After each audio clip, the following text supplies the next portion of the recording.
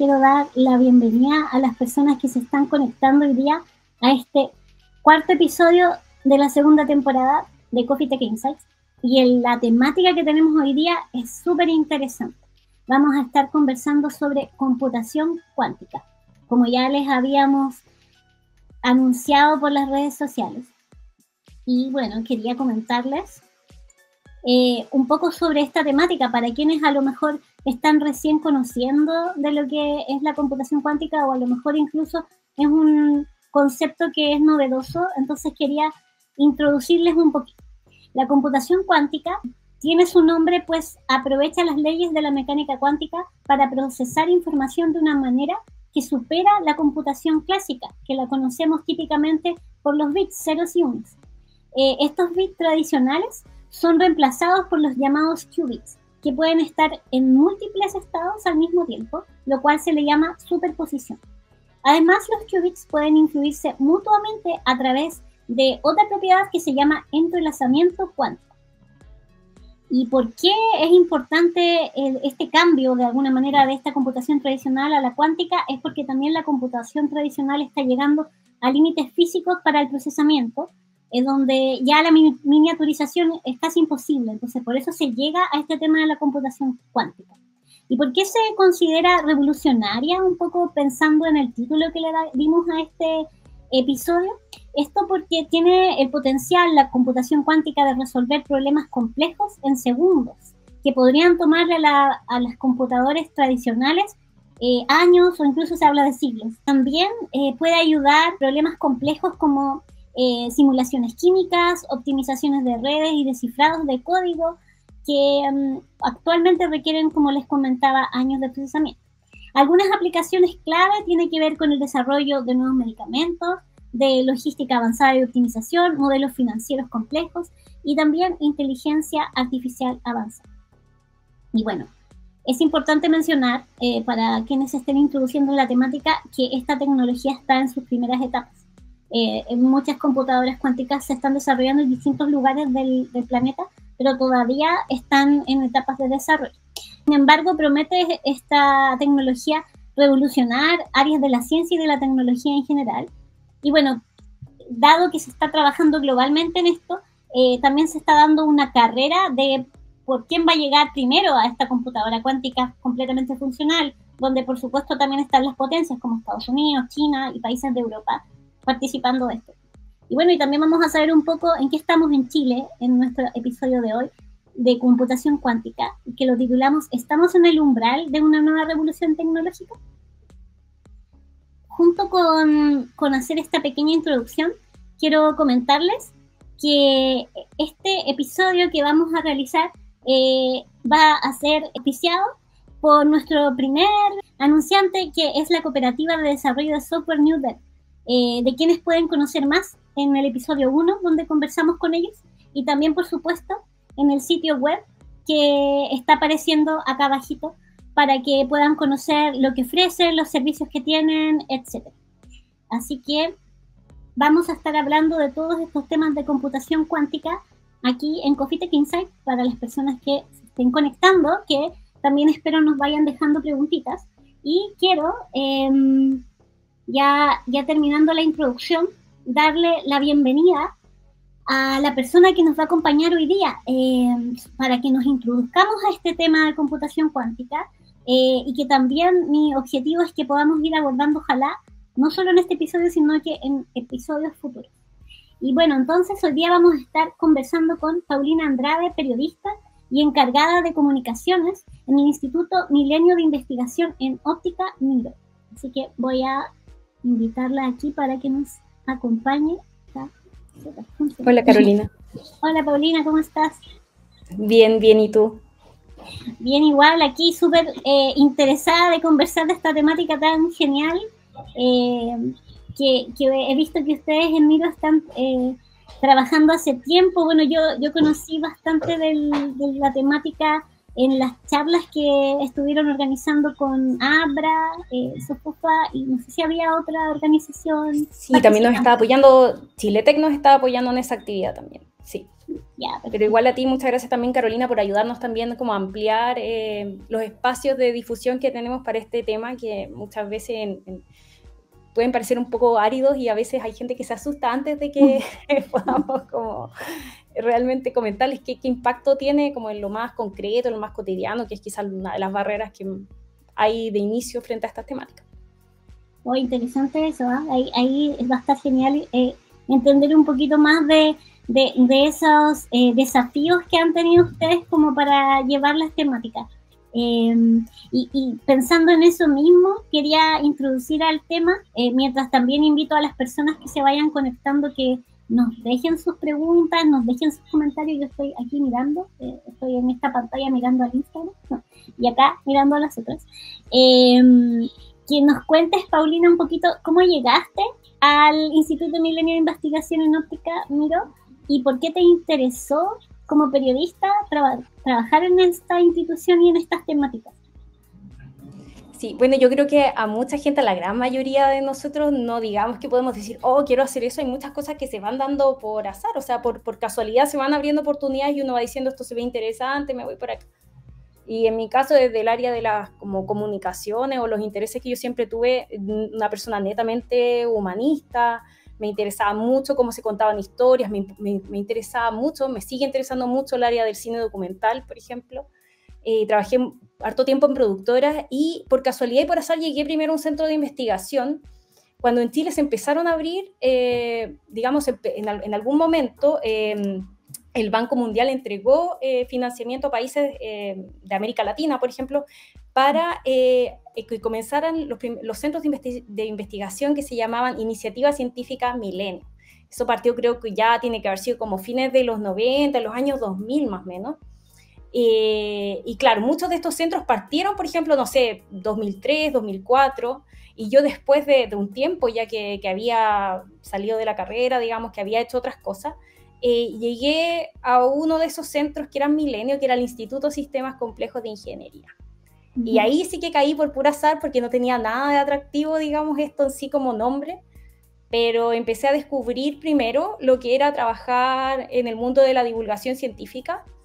Me empecé a sorprender también con la matemática, cómo la matemática también era un lenguaje y la matemática también describía la realidad, cómo uno también podía hablar con los números y cómo los números hablan respecto de cómo funcionan muchas cosas. Entonces, una apertura totalmente distinta a lo que había visto en el colegio, como que me permitió tener un nuevo encantamiento, digamos, tardío con un área que yo le había hecho la cruz completamente en toda la época de la enseñanza media. O sea, me hubiesen dicho temas relacionados con programación y yo me acordaba, no sé si te acuerdas, de cuando uno tenía clases de computación, no sé, en los 90, y uno tenía que programar con esa tortuga en DOS, que ponían los comandos y salía la tortuguita, ya, eso para mí era lo peor que podía haber. No tenía ninguna cercanía con esos temas, pero ya cuando empecé como a adentrar en este otro centro, empecé como a ver otros aspectos que un poco de cierta manera como la ingeniería hacía que las cosas que son cotidianas se vean sencillas, pero no necesariamente son sencillas. O sea, hay todo un desarrollo tecnológico que implica primero un conocimiento físico detrás y luego ya un desarrollo, no sé, si uno piensa hasta cosas tan pedestres como, no sé, el inodoro, por ejemplo, tiene tecnología y a lo mejor hay muchas cosas que hay detrás, hay también entender cómo se mueven los fluidos, hay muchos elementos y nosotros estamos muy acostumbrados en nuestra cotidianeidad a lidiar con eso. Pero atrás hay mucho avance. Entonces, desde ahí ya como que empecé primero a encantarme como con la idea de trabajar en el área de la divulgación científica. Estuve mucho tiempo ahí. Trabajé también mucho con profesores de matemática. Y después ya llevaba mucho tiempo y me empecé como a aburrir. O sea, decir como, pucha, ya llevo mucho acá, hay que buscar algo nuevo. Y en el 2021 que empecé esta búsqueda, me puse a revisar todos los institutos que había y encontré al MIRO. Y cuando lo empecé a investigar, claro, la idea de trabajar con luz fue inmediatamente atractiva para mí porque la ventaja de esto es que te permite trabajar a distintos niveles. Por ejemplo, si hablamos en ingeniería sobre problemas de optimización, posiblemente ya tenemos una barrera y es que hay que tener un grado quizás de conocimiento de álgebra o por ejemplo, que ya estamos hablando de personas quizás más adultas que tienen intereses más relacionados, por ejemplo, con problemas que uno podría decir son típicos de la ingeniería, no sé, el transporte público, por ejemplo, cómo modelamos un sistema de transporte público, o cómo toman decisiones los consumidores en contextos de incertidumbre, por ejemplo. Entonces, esos temas que ya son por sí solos o por sí mismos ya de un interés quizás de una audiencia más adulta, en el Miro, como trabajan con el tema de la óptica y de la luz, como la luz, cómo se generan fenómenos con luz que podemos utilizar, comprender y utilizar, y por otro lado, como la luz interactúa con los materiales, te permite ya de partida hacer una serie de productos de divulgación que pueden ser súper diversos y que pueden ser muy atractivos también. Por ejemplo, la combinación de arte y ciencia, que era un área que a mí me llamaba mucho la atención, no la podía hacer en el otro centro, pero aquí es un regalo. O sea, yo siento que es un lugar ideal como para poder adentrarse en otro espacio que desde el área de las comunicaciones, que es la parte que a mí me atañe, me permite trabajar con distintos públicos y además aprender cosas nuevas, que eso igual es algo interesante y es atractivo para los periodistas. Los periodistas en sí no manejamos en profundidad, no es nuestro rol manejar en profundidad los contenidos, sino que entender los contenidos lo suficiente para ver cómo se articulan también con otros lenguajes, con otros contenidos y poder explicarlo de modo a que otras personas puedan profundizar más. Es una forma más introductoria de acercarse a los temas en el fondo. Entonces, he tenido la suerte de poder trabajar en el Miro desde el año 2022. En el 2022 finalmente entré al instituto, a mediados del 2022 ya llevamos 2 años, y llevamos 2 años en los que hemos ido haciendo cosas muy diversas, muy distintas. Así que así es como llegué, digamos, pero fue azaroso. Después hubo otra historia de cómo finalmente me terminaron contratando a mí, pero eso ya es otra historia. O me imagino que igual a lo mejor es como peleado, ¿no? Como de... O sea, fue de obstinada también, fue de obstinada, porque la primera vez yo postulé 2 veces al instituto y la primera vez no quedé y quedó otra periodista que más encima se llamaba Luz.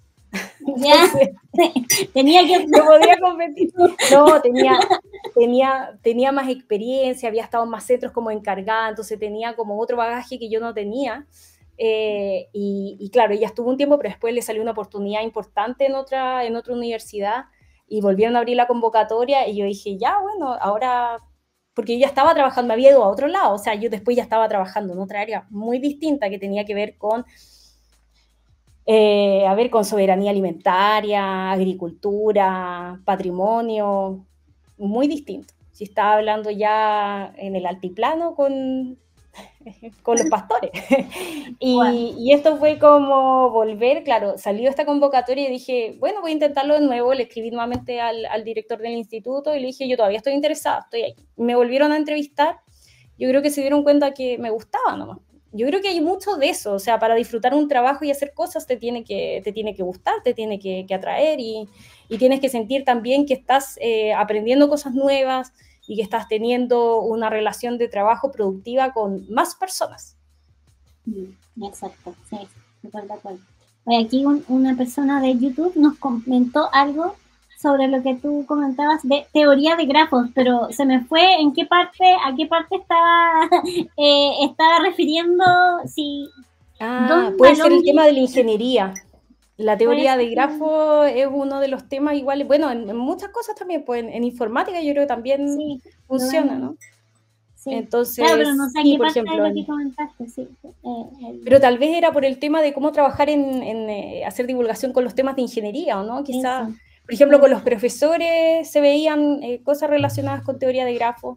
No es que nosotros lo hacíamos, yo estaba en la articulación de las actividades y había un profesor de matemática que agarraba los contenidos de los ingenieros, se hacía un proceso de adaptación y eso después se llevaba a los colegios. Pero sí, había teoría de grafos ahí también. Si quieren dejarnos comentarios, preguntas, que aprovechemos esta instancia, porque igual después las pueden dejar en la grabación y se revisan, pero es mucho mejor cuando se dan el live porque se pueden responder las preguntas aquí, entonces eso es muy bien. Me pueden pillar ahí, a mí no me tienen que preguntar directamente así profundamente computación cuántica, porque no. Pero les puedo dar una buena introducción. Es que eso es súper bueno más lo que comentabas de que está como este miedo de la población de no saber bien de qué se trata o tenerle miedo a la temática.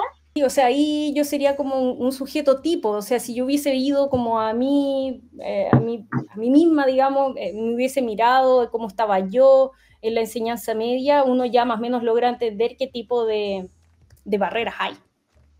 Sí, Entonces, exacto. eso igual ayuda, digamos, como para poder de repente identificar oportunidades y desafíos en cómo llegar a público que no es el público que naturalmente se acercaría a un contenido de este tipo.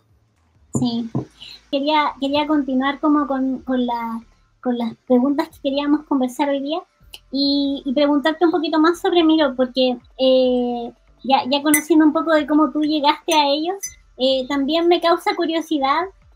Por un lado, Miro trabaja el tema de computación cuántica o de tecnologías cuánticas, porque por lo que nos contaban igual en la charla que comentábamos al principio, hay 3 o 4 áreas de tecnologías cuánticas y una de esas es la de computación cuántica. Pero quería preguntarte un poquito que nos cuentes qué es este instituto y un poco por qué se interesaron por el tema de computación cuántica y si es que esto tiene relación con la óptica, porque se habla de Instituto Milenio de Óptica. A ver, el instituto es un centro de investigación que recibe fondos del Estado.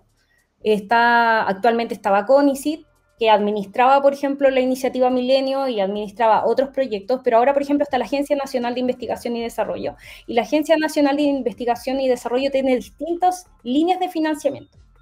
La iniciativa científica Milenio es una de las líneas de financiamiento, pero Milenio en particular no es un financiamiento o un proyecto de la NIT que esté apuntando directamente a la tecnología. O sea, en ese sentido, no es que el instituto tenga como propósito desarrollar tecnologías cuánticas directamente. El instituto hace investigación fundamental. ¿Y por qué me voy a esto? Porque en el fondo, la primera parte de todo ese desarrollo, cuando yo te decía como uno llega ya a esta ingeniería en que ves lo concreto, el objeto que se ve fácil, para llegar primero a comprender, la primera parte de algo es entender un fenómeno.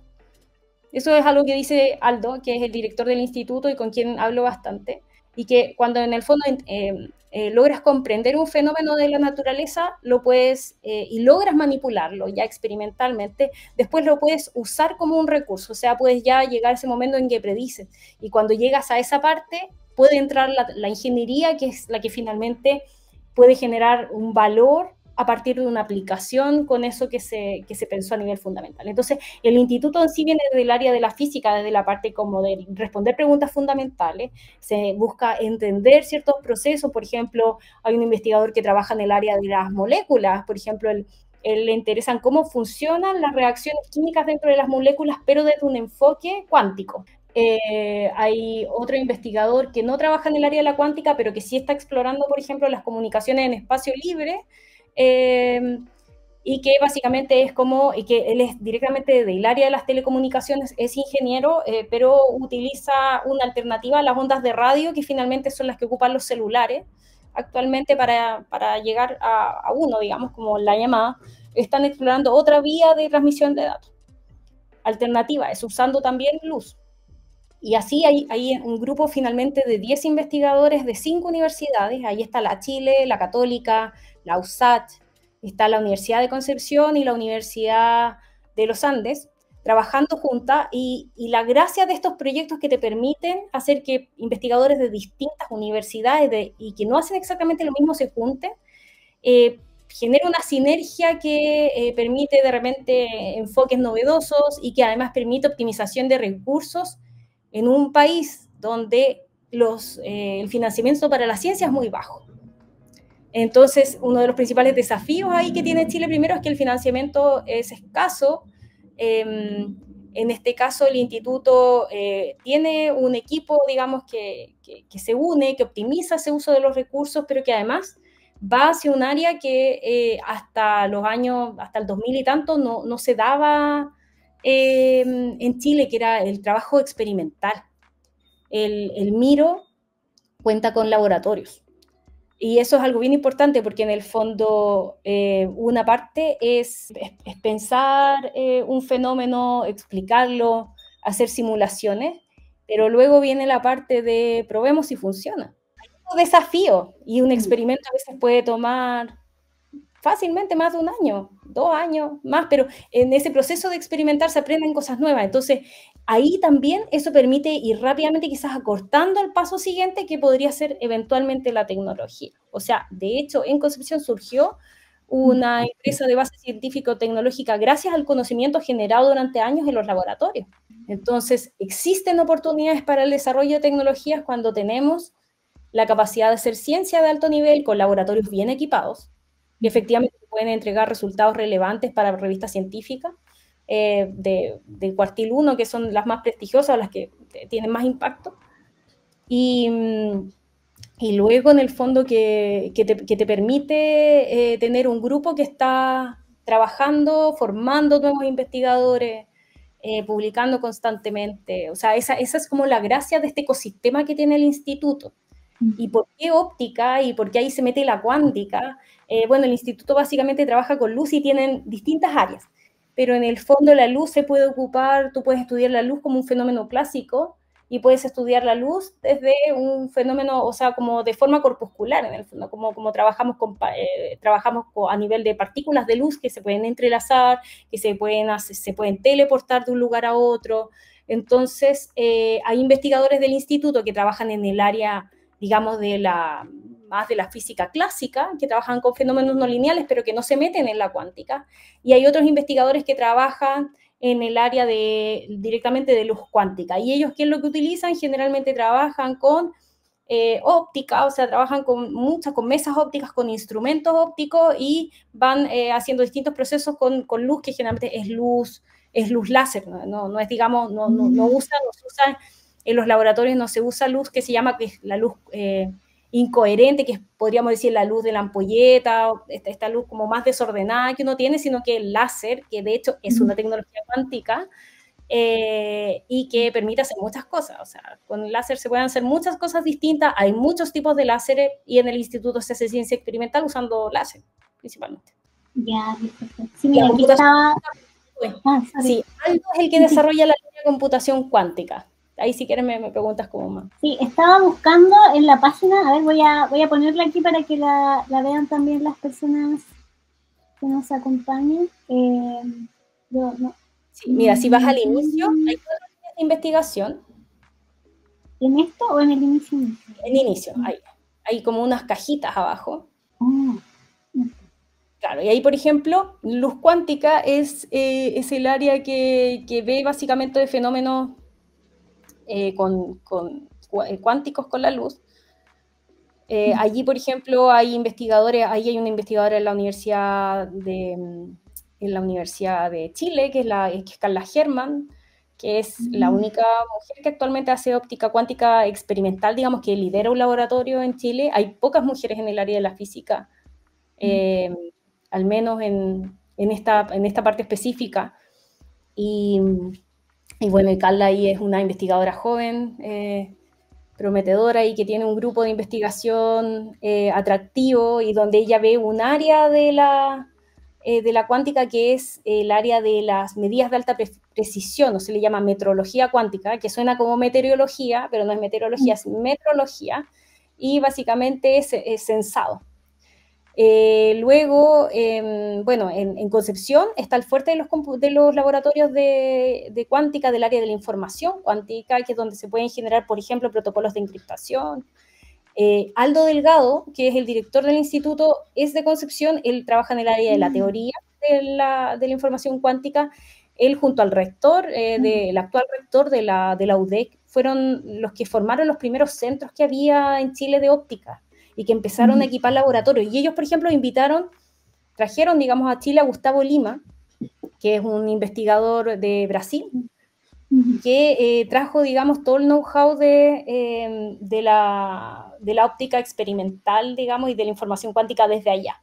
Entonces, actualmente salen muy buenos papers desde Concepción, pero además se ha traído también a estudiantes de doctorado, por ejemplo, que están viniendo, por ejemplo, que vienen desde Brasil a estudiar acá a Chile.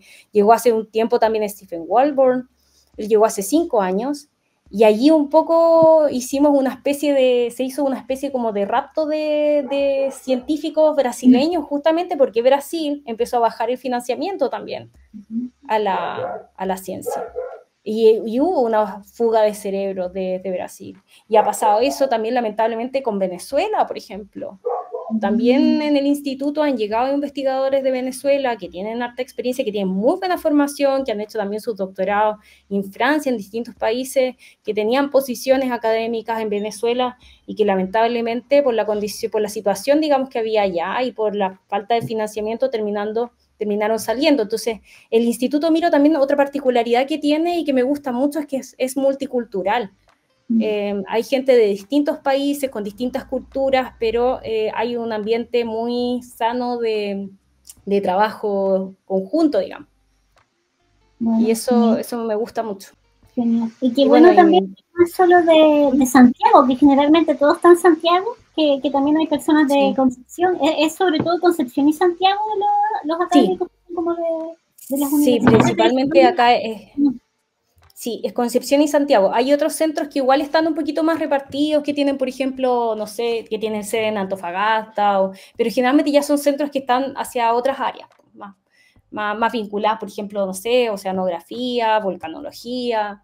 Pero en este caso, más que nada, tiene una relación quizás con el tema de los laboratorios, también un poco de cómo se asocian los investigadores, cuál es como la ética que los une también, una visión común sobre cómo trabajar con estudiantes, cómo respetar las autorías. Hay hartas cosas ahí que son importantes en el mundo científico y que es importante trabajar con un grupo de personas que tú sientes que van como en una misma línea. Genial. O igual ahí dejo invitada a las personas que nos están viendo, que dejen sus preguntas, que dejen sus comentarios, que aprovechen la conversación también. Igual, para seguir avanzando en la temática que está súper interesante, quería hacer una introducción a la pregunta que te quería hacer, y es que hace unos días el Ministerio de Ciencia, o sea, la ONU, proclamó el año 2025 como el Año Internacional de la Ciencia y Tecnología Cuántica. Y en ocasión de eso también veía una noticia que tenía acá, que la podría poner, del Ministerio de Ciencia, donde, a ver si la podemos ver, donde se le dan recomendaciones o sea, donde Chile, el Ministerio recibe recomendaciones de una comisión experta en estos temas de la revolución cuántica. Y entiendo que aquí varios de los investigadores que comentabas estuvieron asociados a estas recomendaciones, ¿no? A este informe. Entonces, un poquito quería preguntarte, ustedes como en cuanto a este desarrollo científico-tecnológico, pensando en todo lo que está también tomando como Chile como estrategia al pedir estas recomendaciones, ¿cuáles son los principales desafíos que creen ustedes que se enfrenta en el tema de computación cuántica? Pero también, ¿qué oportunidades se ven en los próximos años, tanto para Chile como para el mundo? Pensando también en este 2025 que se ha declarado como en temas de tecnología cuántica o de computación cuántica. Sí, bueno, ahí yo me apoyaría más bien en lo que menciona Aldo Delgado, que es el director del Instituto Miro, y un poco también la declaración que sale en el mismo informe. O sea, este es un informe que se entregó hace muy poquito, se entregó a principios de octubre, a principios o fines de septiembre, creo que eso fue como la última semana de septiembre. Se hizo en 120 días, que es un plazo bastante corto, trabajó la comisión de forma semanal, digamos, en la elaboración de este informe. Había un grupo relativamente también diverso, donde estaban personas de distintas universidades, muchas sí, efectivamente coincidían como con el instituto, porque no hay tanta gente que, de cierta manera, como que trabaje en esta área. Y si no son del instituto, muchos colaboran entre sí, se conoce, digamos, es un entorno que es relativamente conocido, pero en el fondo, el punto de esto y la visión que tienen, y que tiene Aldo, por ejemplo, es que esta es una revolución que va a tener un impacto en distintas áreas, digamos, y que va a impactar geopolíticamente, va a impactar la ciencia y también va a impactar la industria. El desarrollo tardío para incorporarse en este tipo de desarrollos o saltos tecnológicos va a perjudicar a Chile si es que no somos capaces ahora de hacernos cargo de esta revolución que viene. O sea, ya llegamos tarde a otras revoluciones, pero en este momento tenemos las capacidades, principalmente el capital humano, para incorporarnos a esta nueva revolución. ¿Y de qué forma? Quizás Chile no tiene plata para diseñar un computador cuántico. Hay distintas, digamos, como no hay quizás aquí la capacidad para hacer hardware. En este momento la computación cuántica tiene múltiples desafíos todavía a nivel de hardware. O sea, como construir un computador cuántico, no hay una única vía. En este caso está, por ejemplo, el instituto trabaja más en la línea como de la fotónica, entonces está también como estrategia esto de los computadores fotónicos, pero hay computadores que usan otras tecnologías más y todavía hay un proceso de depurar cómo se escala la cantidad de qubits de estos computadores sin que pierdan sus propiedades que lo hacen interesante, porque es eso que decía en el fondo en el inicio y como que decía Aldo, que es como tú puedes, primero, si tú entiendes la naturaleza, a lo mejor ya se entiende al menos un poco qué es lo que pasa con los fenómenos cuánticos, manipularlo ya no es tan fácil. Quizás todavía se está un poco en eso, ¿no? Y todavía hay que entender como este fenómeno que es la decoherencia, que es en el fondo cuando estas partículas que están en superposición y están entrelazadas pierden sus características de superposición y entrelazamiento y por lo tanto ya no son distintas de un bit tradicional. Entonces, en ese proceso en que hay muchos otros países que ya tienen el dinero, la gente y que están mucho más avanzados, quizás por ahí no va la cosa. Pero, por ejemplo, sí existen espacios donde Chile se puede incorporar, así como se incorporó en la inteligencia artificial. O sea, por ejemplo, aquí a lo mejor algún desarrollador quizás local podría acercarse a la tecnología, a la computación cuántica, por ejemplo, diciendo como, hey, a lo mejor acá yo puedo crear una solución a través de un algoritmo que resuelve este tipo de problemas, crear un servicio que permite hacer algo que no está cubierto, porque en este momento las compañías están dedicando su esfuerzo principalmente al desarrollo de hardware y de ciertos elementos. Entonces quedan muchos espacios donde se pueden recibir colaboraciones, digamos, donde se puede dejar a desarrolladores locales para que trabajen. Ahí hay un espacio. Hay otra área, por ejemplo, que está relacionada con la otra parte de las tecnologías cuánticas, que es la parte del sensado, las medidas de alta precisión. En el área de sensing, por ejemplo, se puede trabajar diseñando sensores ultra precisos, por ejemplo, que pudiesen trabajar en Chile a nivel, por ejemplo, de agricultura. Decir, por ejemplo, aquí tenemos, no sé, desafíos de cómo detectar agua o cómo detectar minerales en ciertos contextos. Yo voy a diseñar un sensor que permita hacer algo específico. O, por ejemplo, en el área de la información cuántica, que el área de la información cuántica es donde se trabajan los protocolos de encriptación y de seguridad para la transmisión de datos, que es una parte crítica de la infraestructura nacional. O sea, actualmente nosotros tenemos comunicaciones seguras, entre comillas, pero hemos descubierto también que ya frente a ciertos ataques hay espacios que ya no son lo suficientemente seguros. Pasó con algunas empresas el año pasado, digamos, que administraban plataformas y que se perdieron datos, fueron atacadas por hackers. Entonces, hay alertas que ya nos indican que es importante empezar a, ¿cómo se llama?, a tener nuevas estrategias y a pensar primero cómo nos protegemos, primero cómo se protege la información, cómo se generan protocolos para proteger información sensible y ya, digamos, definir esto, digamos, a nivel de Estado. Pero luego hay otras partes que tienen que ver con cómo tú puedes fomentar la formación de capital humano para que justamente los profesionales que se forman acá puedan empezar a desarrollar también, a desarrollarse, digamos, y no no tener que migrar a esas otras áreas o hacia otros países, y también que quienes salieron de Chile puedan volver con expectativas reales de poder hacer cosas. Entonces ahí hay un desafío que es cómo asegurar de cierta manera en el largo plazo el financiamiento, primero para que no se pierda lo que ya está. Toda la inversión que se ha hecho en laboratorios, en personas, que no nos pase lo de Brasil, que no nos pase lo de Venezuela.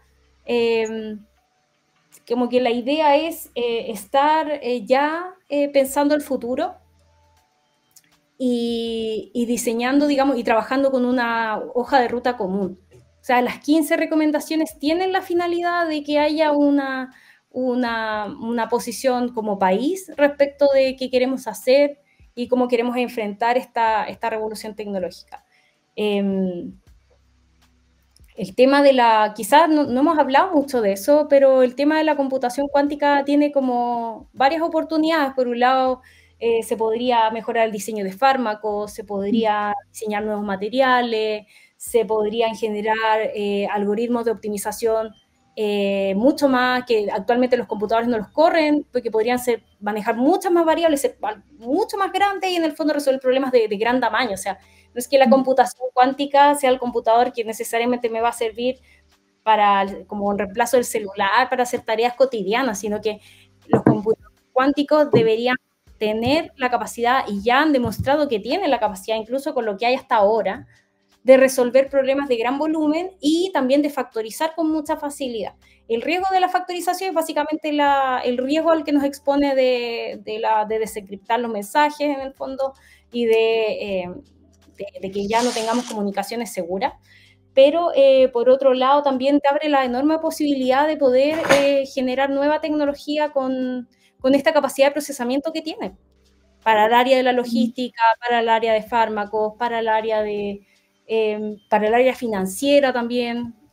Bueno, lo estuvimos viendo el otro día. ¿Te acuerdas que en el ciclo estábamos justamente, mostraron algunos ejemplos de incluso empresas que actualmente están ya haciendo uso de computación cuántica, y una, por ejemplo, es JP Morgan, que recordemos que es esta empresa estadounidense del área financiera que tiene parte de contabilidad, en fin, es un monstruo, digamos, financiero, y ellos tienen todo un área de computación cuántica que está investigando cómo ellos podrían simular mercados. Y en el fondo, quien pueda hacer eso claramente va a estar adelante respecto de toda la competencia en términos de lo que es beneficio económico. O sea, también aquí hay mucha gente que lo va a hacer por eso también, o cómo puede mejorar, por ejemplo, el tráfico portuario, también mostrar un ejemplo de eso. Había un caso también, me acuerdo, de Volkswagen, que lo usaban para hacer optimización de flota. Entonces, ya hay empresas que están usando eso. Es posiblemente que así como las empresas en Chile antes no estaban procesando los datos que generaban, aquí en Chile se generaban muchos datos. Se decía que en Chile, en el fondo, como que las empresas no usaban los datos. O sea, era como, tienes toda la posibilidad de hacer ciencia de datos acá y no se estaba haciendo. Y bueno, y con unos años, finalmente esto empezó a aprender la idea de la inteligencia artificial, o de cómo efectivamente hacer sistemas de recomendación. No sé, si voy atrás, por ejemplo, cuando estaba en el Instituto de Sistemas Complejos de Ingeniería, que justamente ve la parte de temas de inteligencia artificial o de logística, se hablaba de inteligencia artificial hace más de 10 años y parecía como que era algo como, oh, pero ¿qué es eso? Como súper lejano, y ahora, y nadie pescaba, perdona, en los medios no era un tema así como, ven, trae tu tema, quiero publicar tu nota. No, era algo que pasaba muy desapercibido por la comunidad en general. Claro, como de nerds. Ahora, claro, era de nerds. Y que finalmente, perdón, mi gato siempre viene a visitarme cuando... No, pero los gatos son amigos de Coffee Tech, así que... Y aquí viene a saludar y él siempre quiere salir. Todas las reuniones que tengo llega. Pero sí, la computación cuántica va a pasar finalmente y en algún punto lo mismo. Y no solo la computación cuántica, como les decía, la computación cuántica es una de las tecnologías cuánticas, de la nueva revolución cuántica que hay, porque la primera fue el transistor, el láser, por ejemplo, la resonancia nuclear magnética, y ahora estamos en esta etapa donde ya se está buscando controlar estos fenómenos extraños que son la superposición cuántica, el entrelazamiento cuántico, y esas bellezas que vemos ahí, ese computador gigantesco que es como un gran refrigerador. Eso quería mostrar yo hace poco tiempo conocí uno, o sea, así en foto, no he conocido ninguno en persona, en la realidad. Pero yo creo que gente ha visto no en persona. Sí, es increíble porque el otro día estaba viendo un documental, y creo que también lo mencionaron en las charlas que hicieron en Nabra, de que todo lo que uno ve de este computador tan gigante, tan imponente, en realidad es todo el sistema de refrigeración, porque el computador mismo es así como un chip muy pequeñito, y lo mostraban en ese documental, que era una cosa así muy pequeña, y todo ese sistema es para mantenerlo frío, porque tiene que estar así como, creo que es como en el cero absoluto o algo así, una cosa increíble. Sí, claro, es a 270, como menos 270 en el fondo, es como a 0 Kelvin. Claro. La temperatura, en el fondo una temperatura como la que habría ahí si estuviésemos en el universo profundo. Y claro, eso ocupa mucha energía. Entonces, ahora, por ejemplo, para aumentar la cantidad de qubits y poder escalarlo, ese candelabro, digamos, que fue un hito tecnológico, o sea, un hito en el desarrollo de IBM, ahora está siendo reemplazado por otro diseño, que es una especie de refrigerador, que también es hermoso, pero digamos que está como escondido ya, no se ve. Un poco como que le están sacando la cápsula. No, claro, ahí uno ve el candelabro está dentro, pero no, este es una especie como de refrigerador, literal como el refrigerador que uno tendría en la casa, un refrigerador de 2 puertas, pero imagínense un refrigerador de 2 puertas que tiene muchas puertas. Y hay distintos, entiendo que hay otros diseños también, pero hay distintas tecnologías, hay tecnologías que no necesariamente están hacia temperatura criogénica, sino que pueden estar a temperatura ambiente, pero los distintos como computadores que hay, todos tienen como sus pros y sus contras. Y por eso hay una carrera acelerada ahora por mejorarlos, por disminuir la tasa de error en el cómputo que hacen.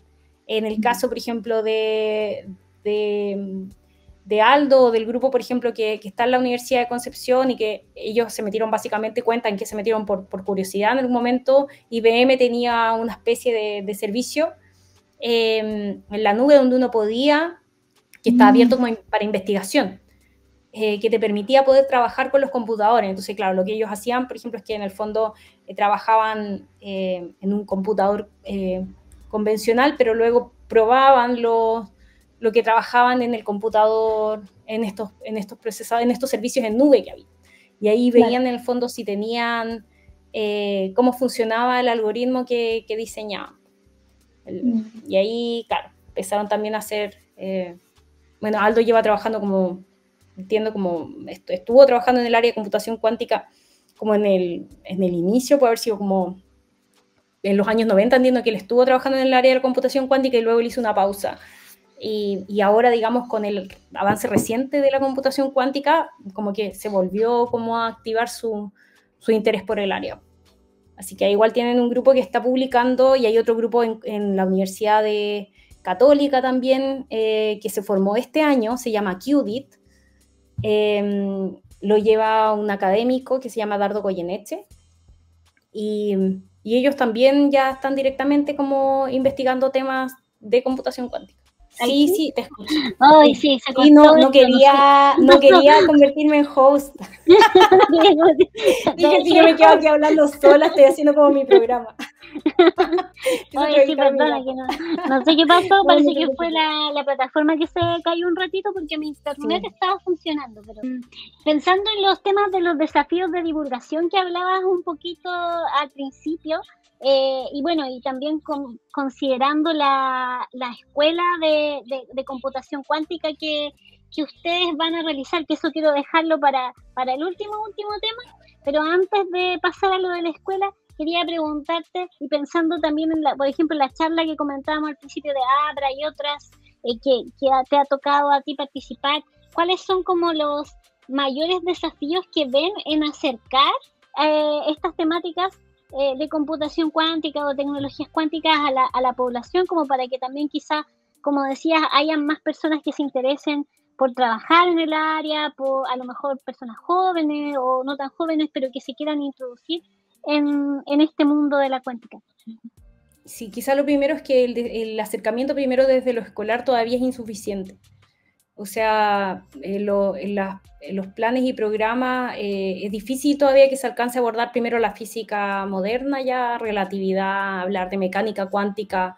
Son generalmente tópicos que ya los profesores no alcanzan a abordar o que donde ya se genera una desigualdad entre la formación de estudiantes. Al hecho también de que ya haya como esta preconcepción de que ya suena difícil, de que es física, hace que mucha gente diga como no.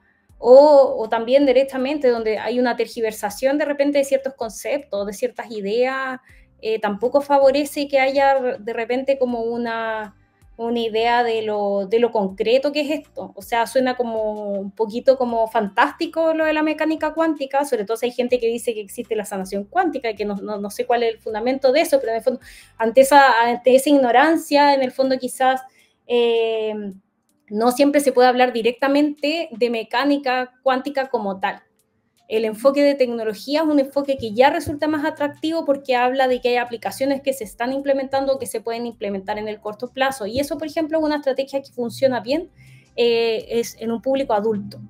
En el público más infantil o más infantil quizás no necesariamente tan pequeños, pero sí, por ejemplo, que son más grandes, es más bonito, por ejemplo, el enfoque de repente ingresar desde el arte.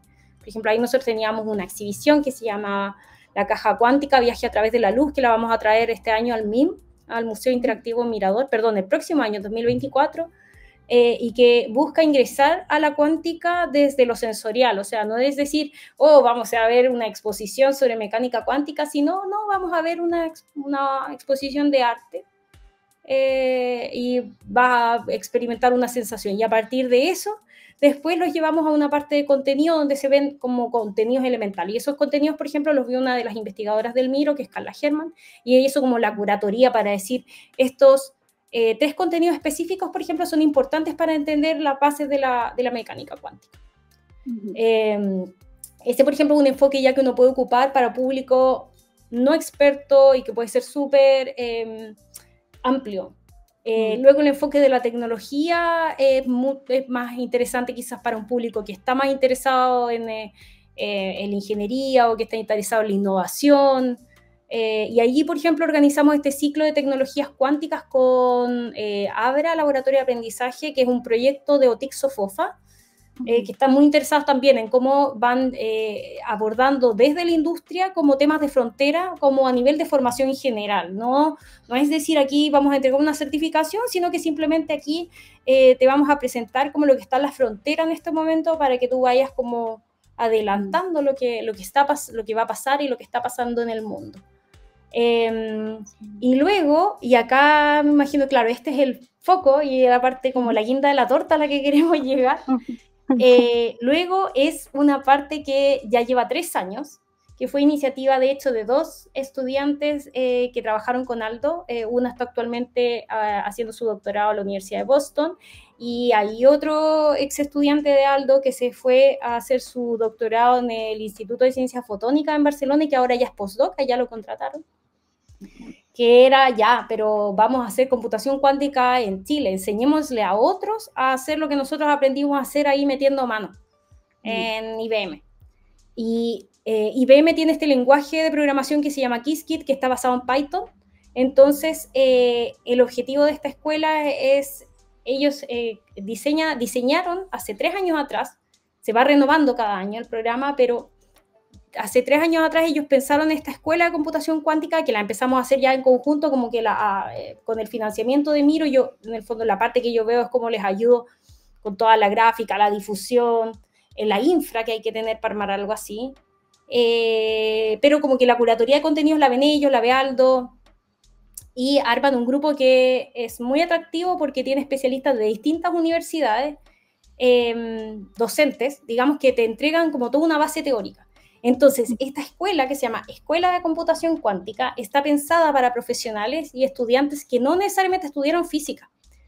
O sea, es para gente, por ejemplo, que a lo mejor está estudiando una ingeniería, pero dicen, me interesa la innovación y quizás las tecnologías cuánticas es un área donde a lo mejor yo me podría desenvolver en algo específico, me gustaría saber. Es para gente que trabaja, por ejemplo, en problemas de ingeniería, por ejemplo, problemas de optimización, problemas de ruteo, para alguien que trabaja en el área de la química, por ejemplo, y dice, chuta, yo quiero modelar, por ejemplo, en sistemas moleculares, es complejo, y la computación cuántica podría ser una herramienta para esto. Hay una estudiante, por ejemplo, en Concepción que está haciendo su doctorado porque a ella es geofísica y le interesa básicamente el tema de los desastres o en el fondo cómo tú podrías predecir ciertos fenómenos climatológicos que son difíciles de avisorar con las herramientas actuales y que tal vez la computación cuántica podría ser una respuesta. Entonces, en el fondo, esta es una escuela que le permite acceder a estudiantes, por ejemplo, de posgrado, a estudiantes de pregrado que ya tienen una formación, ojalá haber pasado los primeros 3 años como la formación más básica de carreras, por ejemplo, como ingeniería, física, etcétera, también áreas afines, astronomía, por ejemplo, que tengan una base, que tengan algunos conocimientos de programación que no tienen que ser acabados, o sea, alguien que sabe, que ya entiende la lógica de la programación, debería estar en condiciones de poder trabajar en esta escuela, y también para, ¿cómo se llama? Para profesionales que ya están insertos en la industria y que quieren saber un poco para qué les puede servir esto. Hay muchos profesionales, por ejemplo, que trabajan en el área de la ciberseguridad, que es una buena oportunidad para descubrir en el fondo cuáles son las herramientas que la misma mecánica cuántica provee para proteger la información. Pensando, por ejemplo, en la posibilidad de que un computador cuántico pueda desencriptar contraseñas que actualmente los computadores clásicos no pueden desencriptar. Entonces, la escuela se pensó, digamos, para ese público lo suficientemente amplio, diverso, y está orientada de forma secuencial, va aumentando su nivel de dificultad de cierta manera. Tiene un primer día que está orientado a comprender las bases de la mecánica cuántica, de la parte física, digamos, y que viene también con la introducción a Qiskit, el lenguaje de Qiskit que desarrollaron para los procesadores o los prototipos, digamos, de IBM. Luego viene un segundo día, ya ahí en el fondo ahí lo puedo mostrar, a ver, veámoslo para que las personas pueden mostrar el programa. Y aquí también me mandaron un torpedo, Bárbara. Me mandó un torpedo. El segundo día está dedicado a los temas de criptografía.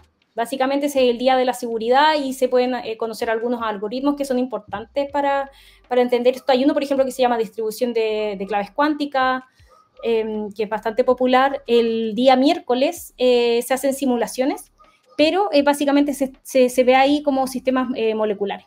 Entiendo que ahí ya la idea es poder... no sé si te acuerdas, pero en la clase me acuerdo que en el ciclo de tecnologías cuánticas, Felipe Herrera, que es el investigador del MIRO que trabaja en el área de química y de ciencia de materiales específicamente, explicaba este fenómeno que ocurre como con las moléculas, que el electrón que concebimos de forma clásica, así como ese dibujito donde está el electrón como orbitando alrededor del núcleo del átomo, uno piensa que como que cada molécula tiene su propio electrón, y ocurre finalmente con las moléculas que tienen electrones compartidos, o sea que están simultáneamente a veces orbitando orbitando moléculas distintas, o sea, átomos distintos derechamente, un átomo que está compartiendo electrones. Entonces, esos fenómenos raros, digamos, ya de la química, se podrían también, la computación cuántica ofrece un approach interesante para resolver problemas, y ahí ellos ese día se centran en la simulación cuántica, digamos, para esa área. Y luego viene el cuarto día, el jueves, que está dedicado básicamente a ya entender el Machine Learning, que es este aprendizaje de máquinas, Qué bueno. Y donde se abordan, pues, claro, distintas estrategias, digamos, como para hacer inteligencia artificial, o como sería inteligencia artificial con computador cuántico. Y el último día es un día de desafíos. Las y los participantes el día viernes tienen que resolver 9 desafíos que les van a ir dando los organizadores, y luego hay un desafío final que va a permitir que los que tengan el mejor resultado también tengan una certificación, digamos, ya universitaria de los conocimientos adquiridos. Nosotros todos los años damos como un certificado, pero lo que nosotros entregamos en rigor es un certificado de participación. Entonces es distinto el nivel, digamos, de alcance o de implicancia que tiene ese otro certificado, que es el que entregan quienes resuelvan en el fondo el desafío final, o el que lo hagan mejor. Así que esta escuela... bueno, cambia todos los años, nunca se repite completamente. El primer día quizás siempre es como de base, más similar entre un año y otro. Siempre está introducción a la mecánica cuántica 1, introducción a la mecánica cuántica 2, y es todo el día. Eso es importante decirlo. O sea, para quienes quieran ir, tienen que dedicar la jornada completa y tener en el fondo esas ganas de estar toda la semana aprendiendo, desafiándose. Lo que hemos visto en las otras escuelas es que los estudiantes como que se empiezan a emocionar cuando empiezan a resolver, cuando empiezan a programar, y se quedan como pegados, así llega como la hora del coffee break y no, como que no quieren parar porque empiezan a descubrir que pueden hacer cosas y les empieza a interesar. Entonces da como una mini adicción. Así que eso, para toda la gente que le gusta resolver problemas y que son busquillas, un poco pegados, yo creo que les va a gustar. Va a ser un buen panorama de verano, con aire acondicionado en la Universidad de Chile. Bueno. Sí, entonces ahí dejamos invitadas a las personas, sobre todo los que ven este podcast. La mayoría somos desarrolladores, entonces esta temática para mí también era súper interesante de difundir porque es atractiva para los que desarrollamos. O sea, como nos comentaba Paulina, el tema de computación cuántica tiene que ver también harto con física, con materiales, con otras cosas, pero esta escuela está súper enfocada en programación con Qiskit, entonces, que es como una especie de Python, por lo que he visto. Entonces, pero para computadores cuánticos, entonces está súper interesante para poder introducirse más a esto y meter las manos realmente. Eso no solamente en lo teórico, así que lo encuentro muy genial. Bueno, ahí dejé abajito en la cinta que está pasando la página de Midoptics para que puedan ir a ver también la página que estábamos mostrando, y bueno, ahí se pueden inscribir. Y también, si quieren hacer preguntas, por ejemplo, ya como más acabadas de contenido, está Bárbara Candia, que es una de las organizadoras. Pueden ver también ahí, ya tiene su reseña en la página web, y Bárbara está consistentemente ahí revisando preguntas que llegan, entonces responde y está como bien atenta también. O sea, desde la parte de contenido hay una preocupación también de los chiquillos por estar súper atentos a responder, digamos, las dudas y también las expectativas que puedan tener las y los participantes, cosa de que tengan también una idea concreta a lo que van. Ese es como el objetivo. Y bueno, más decir, este año es en la Universidad de Chile, de 6 al 10 de enero, estamos con proceso de postulaciones abiertas, que lo extendimos igual una semana, hasta el 10 de noviembre, para que tengan más espacio para revisar, para hacer cuadrar, porque este año igual hay un cobro asociado que es de 150.000, que básicamente es cobro de comida, porque hay que tener, si van a estar todo el viernes, hay que proveer comida, hasta los coffee. Pero digamos que lo que provee los chiquillos, la organización, es contar con un equipo de profes de distintas universidades, incluso uno que viene de Brasil, la Bárbara que viene de Boston, Luciano que viene desde Barcelona, y varios otros estudiantes más que se vienen en el verano a Chile, que vienen a pasar la Navidad y después dedican una semana completa a esto para que transmitir esto, mantener esta ilusión de que en el fondo lo que ellos aprendieron y no se quede afuera, sino que siga también en Chile y que otras personas también les sirva. Súper. Oye, ya prácticamente nos comió el tiempo. Igual me queda una pregunta muy pequeñita, así que todavía hay tiempo si alguien quiere dejar una pregunta en el chat, porque lo sigo mirando aquí, bueno, pero está muy, muy genial el tema, Paulina, y te agradezco muchísimo el tiempo para conversar hoy día.